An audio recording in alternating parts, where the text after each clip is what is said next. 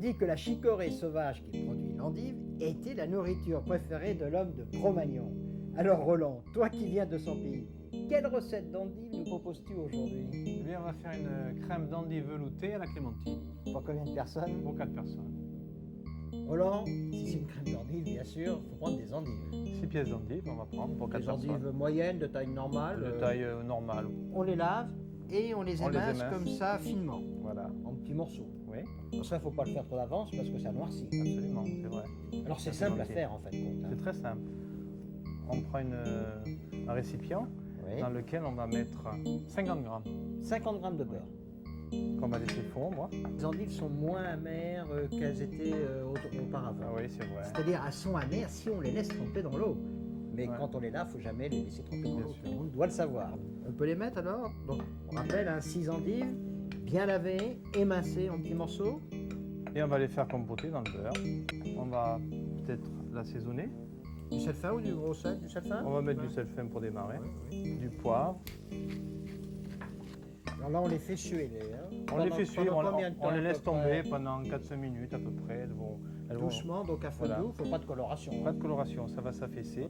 On les fait suer, c'est pour qu'elles expriment bien leur parfum. Voilà, et pour qu'elles libèrent un petit peu l'amertume également. Donc là, ça Ah. fait 3-4 minutes, hein, on Voilà. voit, elles sont bien ramollies, hein, qu'elles commencent à devenir un petit peu translucides. Donc maintenant, Alors là, on a combien de... on a un demi-litre de jus de clémentine. Alors, il a été filtré, Donc on va mouiller avec ce jus de clémentine. on a l'ébullition, on baisse un petit peu le Oui, on feu, réduit le feu. faut que ça cuise à frémissement, C'est ça, oui. on couvre Oui, et on laisse cuire on laisse pendant... cuire 25-30 minutes. Alors, nos endives ont 25 minutes de cuisson maintenant, ça doit Oui. être cuit. C'est bien compoté. On retire le couvercle, on pétale le feu. Oui. Et là, maintenant, qu'est-ce que nous allons Eh faire? bien, on va verser le contenu de ce faitout dans le mixeur. On va mixer. Oui. Alors, on a versé donc les endives avec le jus de clémentine dans le bol du mixeur. On va rajouter la crème, Alors, 2 décilitres de crème liquide.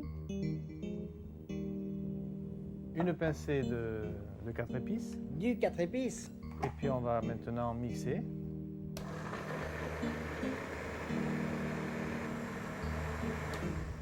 Ça va? C'est terminé le premier mixage. Donc maintenant pour donner le velouté, on va rajouter le beurre. 50 grammes de beurre. 50 grammes de beurre bien froid, Oui. coupé en petits morceaux Oui, comme ça. Oui. Là, on le mixe juste pour incorporer le beurre. Pour donner de la consistance à la sauce et donner du velouté en même temps. Et puis maintenant, on goûte. Maintenant on goûte. Je pense qu'on peut rajouter un petit peu de poivre. Le sel, ça va.